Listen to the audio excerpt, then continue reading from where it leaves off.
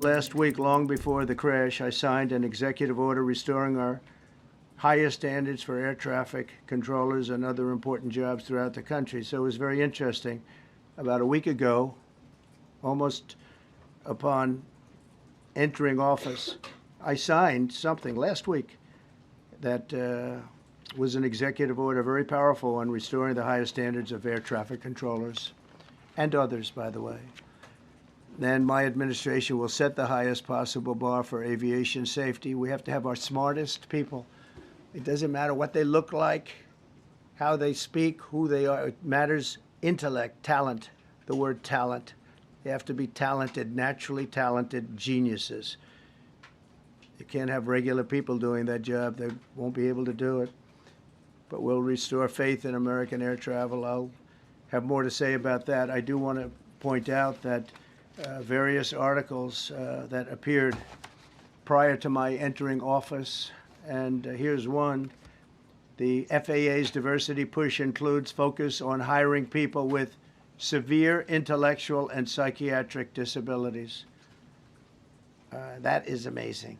And then it says FAA says people with severe disabilities are most underrepresented segment of the workforce, and they want them in, and they want them. They can be air traffic controllers. I don't think so.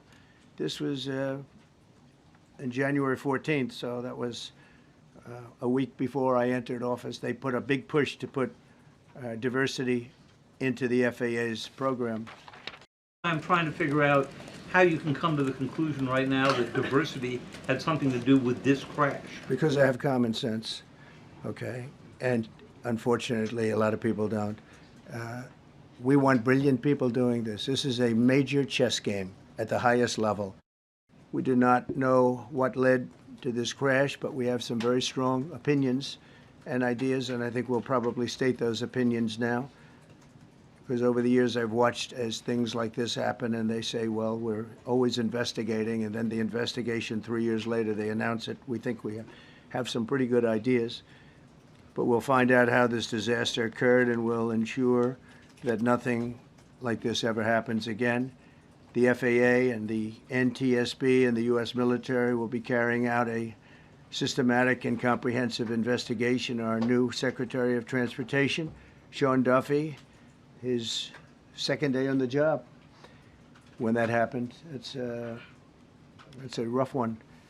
We'll be working tirelessly. He's a great gentleman. The whole group these are great people, and they are working tirelessly to figure out exactly what happened. We will state certain opinions, however. I'm also immediately appointing an acting commissioner to the FAA, Christopher Rocheleau, a 22-year veteran of the agency, highly respected.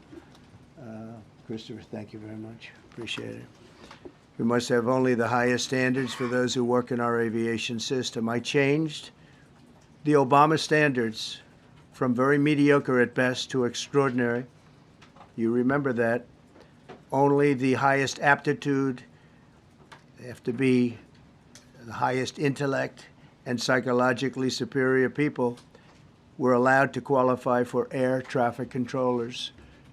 That was not so prior to getting there. When I arrived in 2016, I made that change very early on because I always felt this was a job that, and other jobs too, but this was a job that had to be superior intelligence, and we didn't really have that, and we had it.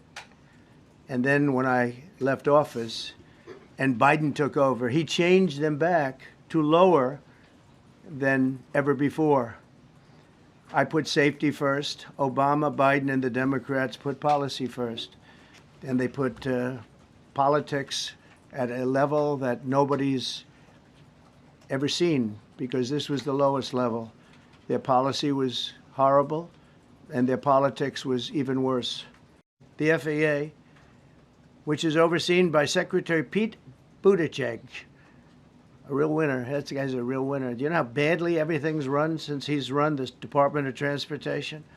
He's a disaster. He was a disaster as a mayor. He ran his city into the ground, and he's a disaster now. He's just got a good line of bullshit. The Department of Transportation his government agency charged with regulating civil aviation. Well, he runs it, 45,000 people, and he's run it right into the ground with his diversity. So I had to say that it's terrible. Then it's a group within the FAA, another story, determined that the workforce was too white, that they had concerted efforts to get the administration to change that and to change it immediately. This was in the Obama administration just prior to my getting there. And we took care of African Americans, Hispanic Americans. We took care of everybody at levels that nobody's ever seen before. It's one of the reasons I won. But they actually came out with a directive, too white. And we want the people that are competent. We're here to assure the American people that we are going to leave no stone unturned in this investigation.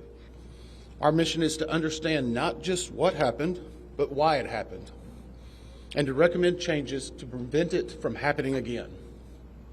As part of any investigation, we look at the human, the machine, and the environment. So we will look at all the humans that were involved in this accident.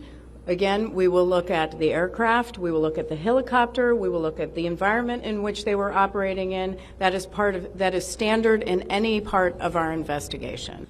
We will help find out what happened. We will do it factually, and we will do it accurately.